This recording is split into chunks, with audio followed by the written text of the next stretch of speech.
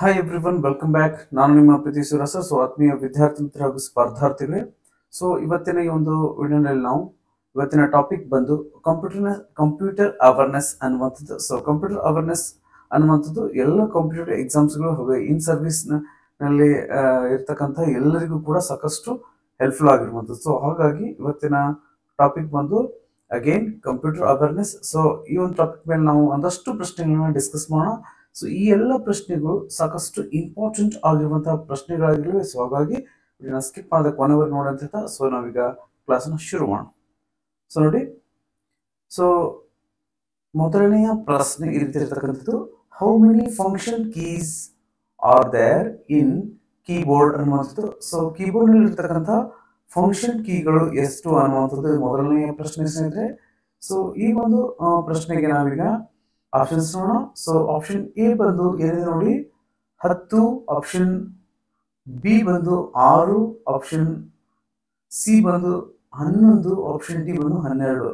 ಅಂದ್ರೆ option A 10, option B 6, option C 11, option D 12. ಈ function ಕೀಗಳು ಎಷ್ಟಿರ್ತವೆ keyboard ನಲ್ಲಿ ಅನ್ನುವಂಥದ್ದು ಪ್ರಶ್ನೆ ಇತ್ತು. ಇಲ್ಲಿ ಸರಿ ಉತ್ತರ ಬಂದು ಆಪ್ಷನ್ ಡಿ ಅನ್ನುವಂಥದ್ದು ಏನಾಗಿರ್ತದೆ ಸರಿಯಾದ ಉತ್ತರ. ಯಾಕಂದ್ರೆ ನಾವು ನೋಡಿರ್ತೀವಿ ನಮ್ಮ ಒಂದು ಕೀಬೋರ್ಡ್ ನಲ್ಲಿ F1 ನಿಂದ ಶುರುವಾಗಿ F12 ವರೆಗಿನ ಎಲ್ಲ ಕೀಗಳು ನಾವೇನ್ ಕರಿತೀವಿ ಫಂಕ್ಷನ್ ಕೀಗಳು ಅಂತ ಹೇಳಿ ಕರಿತೀವಿ.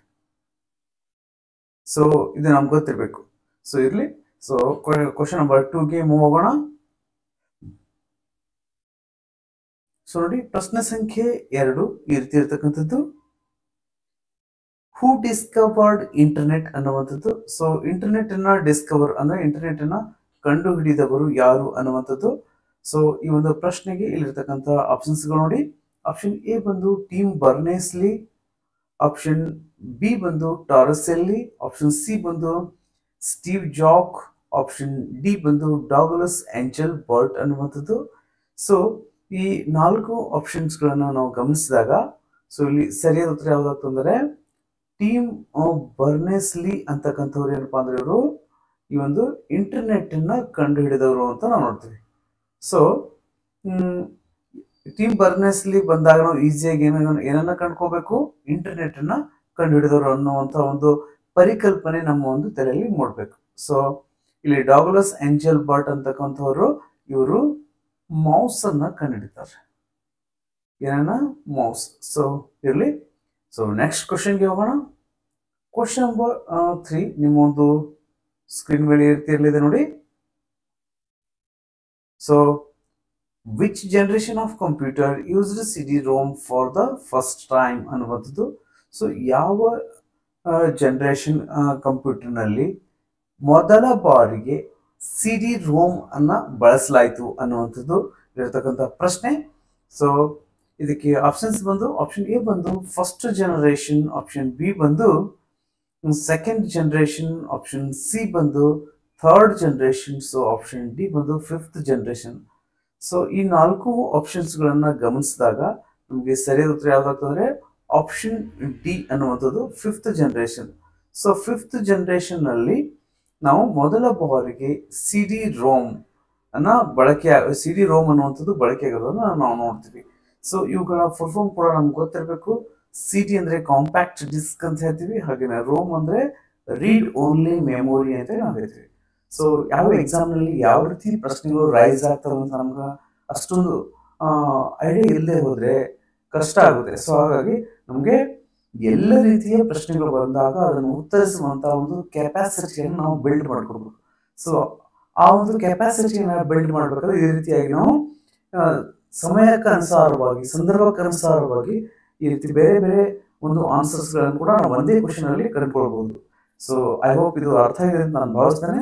ನೆಕ್ಸ್ಟ್ ಕ್ವಶನ್ ನಂಬರ್ 4 ನೋಡಿ.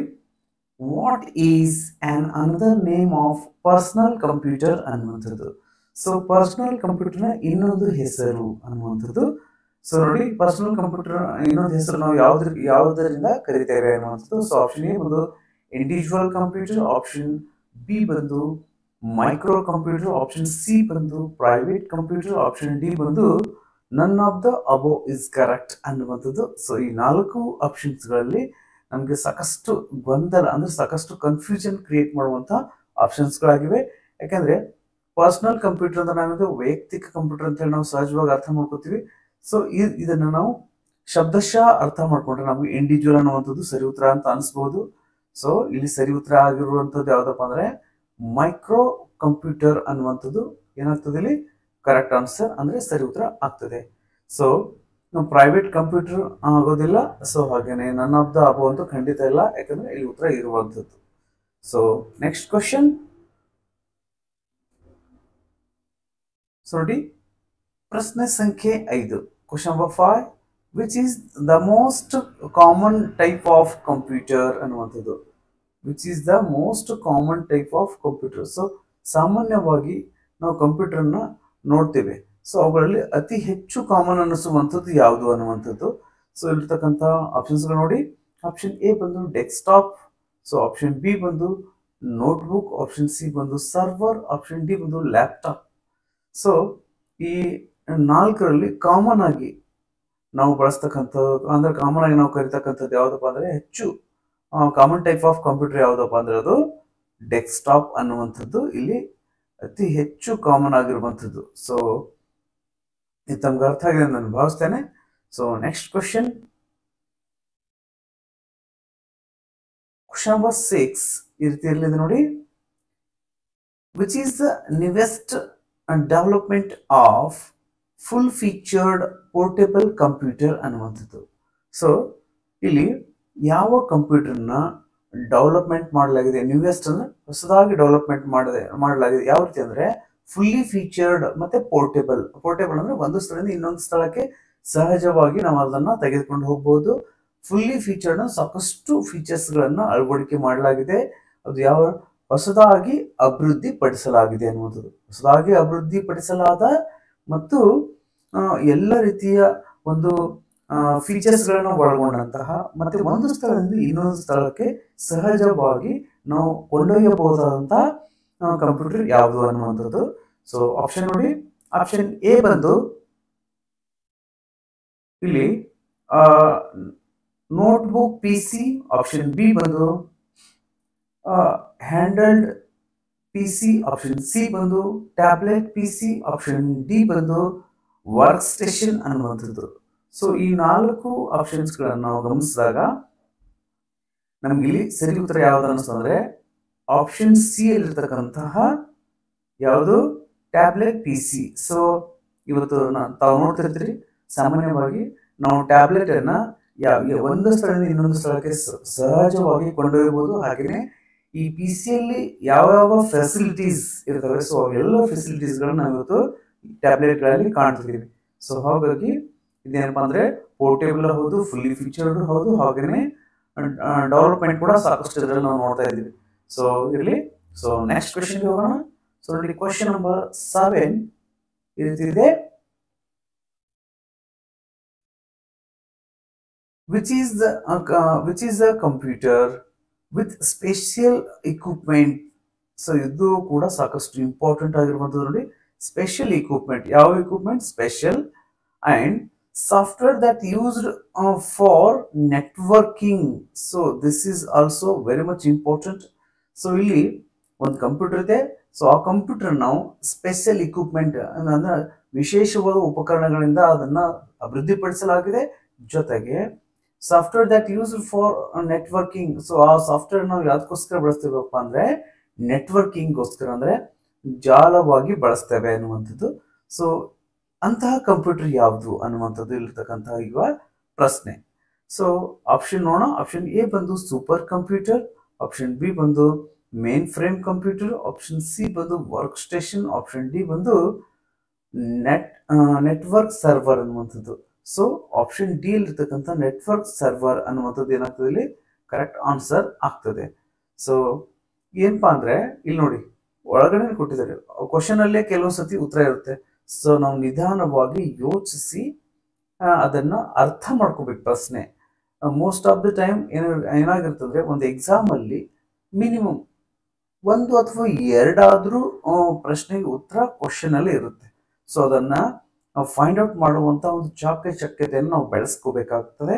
ಸೊ ಇಲ್ಲಿ ನೋಡಿ ನೆಟ್ವರ್ಕಿಂಗ್ ಅನ್ನುವಂಥದ್ದು. ಸೊ ನೆಟ್ವರ್ಕಿಂಗ್ ಅಂದ್ರೆ ನೆಟ್ವರ್ಕಿಂಗ್ ಬಳಸ್ತಕ್ಕಂಥದ್ದು ಯಾವುದು? Network server. ಸಿಂಪಲ್ ಹೌದಲ್ಲ? So next question. This is the 8th one question. Which is the first computer in India?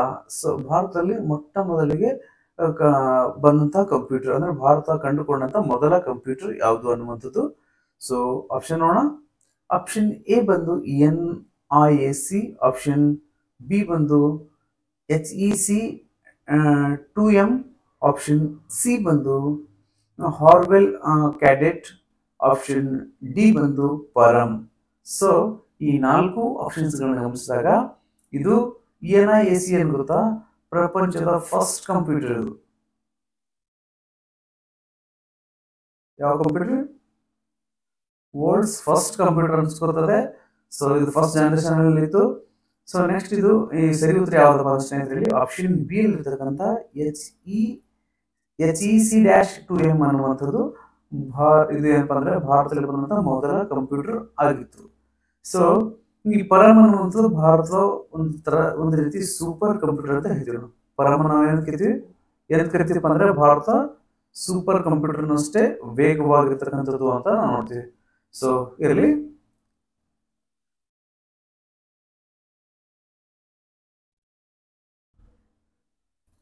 So next ಏನಪ್ಪ ಅಂದ್ರೆ which is the first electromechanical binary programmable computer ಅನ್ನುವಂಥದ್ದು. So ಇಲ್ಲಿ ನೋಡಿ ಎಲೆಕ್ಟ್ರೋಮೆಕ್ಯಾನಿಕಲ್ binary programmable computer ಅಂತ ನಾವು ನೋಡ್ತೀವಿ.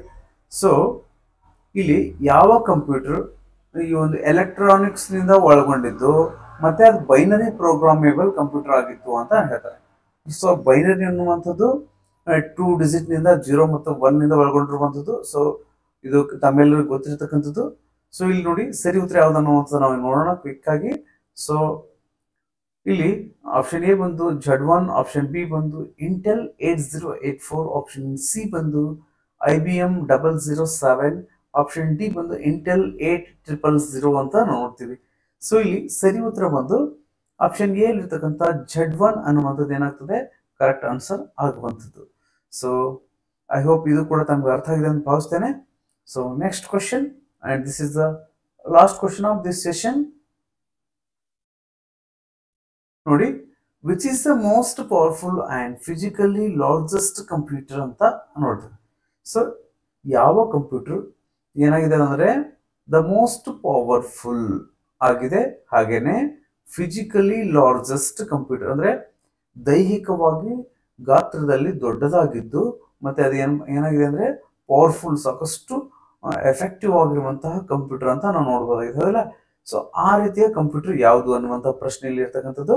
So ಇಲ್ಲಿ option ನೋಡಿ, ಆಪ್ಷನ್ ಎ ಬಂದು ಗೇಮಿಂಗ್ PC, ಆಪ್ಷನ್ ಬಿ ಬಂದು ನೆಟ್ವರ್ಕ್ ಸರ್ವರ್, ಆಪ್ಷನ್ ಸಿ ಬಂದು ವರ್ಕ್ ಸ್ಟೇಷನ್, ಆಪ್ಷನ್ ಡಿ ಬಂದು super computer.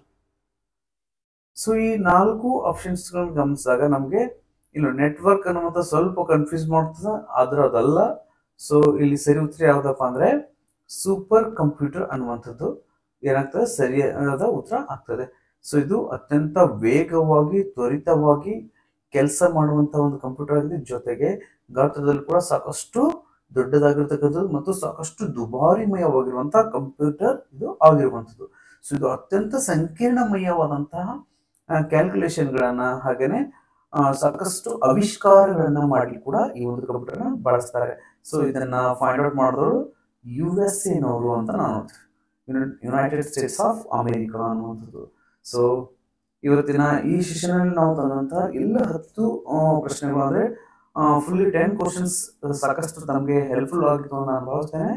So if you like you can share and subscribe. So friends, ನಾನು ಮಾಡಿಕೊಟ್ಟಂತಹ ಈ ಒಂದು ವಿಡಿಯೋ ತಮಗೆ ಯೂಸ್ಫುಲ್ ಹಾಗೇನೆ ಎಫೆಕ್ಟಿವ್ ಅಂತ ಅನಿಸಿದ್ರೆ ನಿಮ್ಮ ಫ್ರೆಂಡ್ಸ್ ಜೊತೆ ಶೇರ್ ಮಾಡಿ, ಹಾಗೆ ಚಾನಲ್ನ ಸಬ್ಸ್ಕ್ರೈಬ್ ಮಾಡಿದ್ರೆ ನೋಡಿದೆ ಆದರೆ ಚಾನಲ್ನ ಸಬ್ಸ್ಕ್ರೈಬ್ ಮಾಡ್ಕೊಂಡು ನೋಡ್ತಾ ಬನ್ನಿ ಅಂತ. ಸೊ ಅಗೇನ್ ನೆಕ್ಸ್ಟ್ ಮತ್ತೆ ಇನ್ನೊಂದು ವಿಡಿಯೋನಲ್ಲಿ ಸಿಗೋಣ. ಅಲ್ಲಿವರೆಗೆ ಥ್ಯಾಂಕ್ ಯು, ಧನ್ಯವಾದ.